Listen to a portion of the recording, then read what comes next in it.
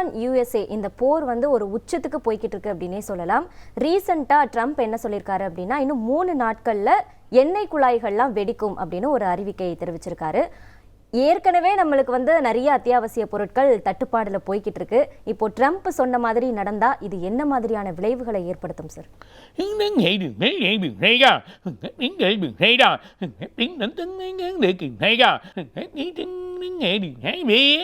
சில வழிகள் திட்டம் போட்டு செய்கிறாங்க. சில வழிகள் ஏதோ ஒரு திட்டத்தினால சில நாடுகளை குலைக்கிறதுனால இவங்களுக்கு ஏதோ ஒரு லாபம் கிடைக்கிற மாதிரியா வழி பண்ணுறாங்க. அது பின்னாடி அந்த அமெரிக்கா பெரிய வருத்தத்தை அவங்களோட இது வந்து ரொம்ப கஷ்டத்தை அனுபவிக்க போகுது.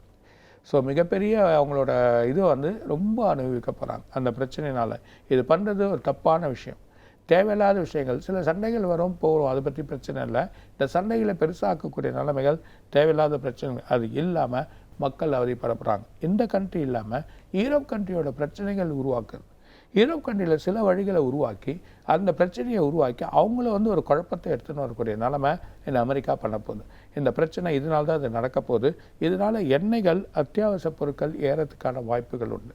சில வழிகள் நமக்கு கிடைக்காதனால சில பிரச்சனைகள் ஏற்படுத்துறதுனால அவங்க ஒரு கண்ட்ரோலுக்கு வரணுன்னா அவங்கக்கிட்ட இருக்கக்கூடிய பொருளே எண்ணெய் தான் மெயினான பொருள். அது அவங்க தேவையான விளைவுக்கு வழி பண்ணக்கூடிய ஒரு நிலைமை இருக்குது. அது அவங்க செயலேருந்து சின்ன சின்ன குழப்பங்கள் இருக்கலாமே தவிர மற்றபடி மாறுபட்ட குழப்பங்கள் இல்லை. அவங்க செயல்கள் கரெக்டாக தான் இருக்குது.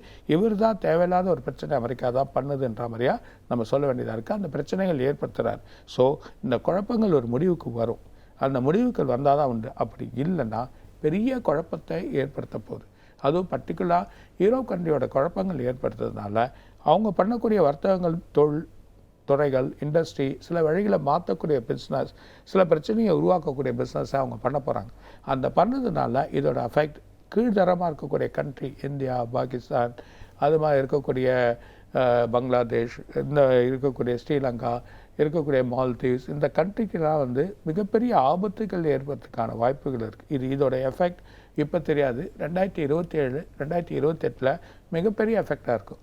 இது என்னடா இப்படி ஆயில் வாங்கியிருந்தால் இந்த மாதிரி ஆயில் வாங்க போகிறோமா அப்படின்ற ஒரு எண்ணத்தை ஏற்படுத்தக்கூடிய நிலைமை வந்துடும்.